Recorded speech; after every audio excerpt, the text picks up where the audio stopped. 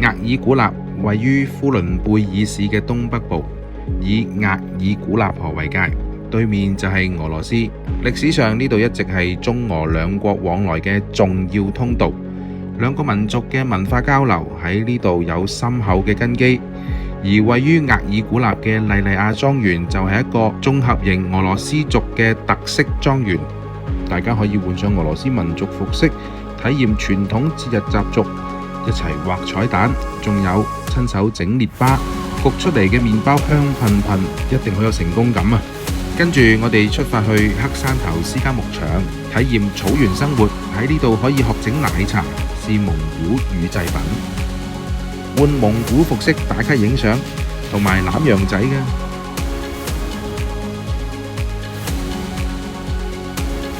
嚟到呼倫貝爾，點可以唔品嚐下地道嘅烤全羊啊？淨係個開羊儀式啊，都已經令人好興奮啦！食飽，仲有大行專場嘅篝火晚會，大家盡情咁享受呢個晚上，盡情咁載歌載舞啦！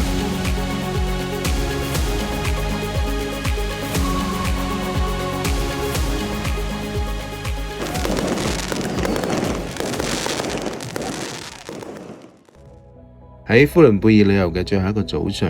我哋再次被草原嘅日出喚醒，呢種景象真係唔係咁容易可以見得到嘅。草原那達慕，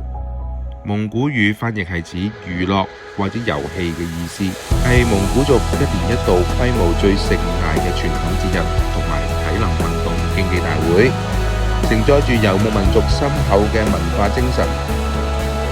我哋可以欣賞到蒙古漢子各種大型實景表演，如果你唔服，仲可以同呢啲漢子比賽切磋下添。8日，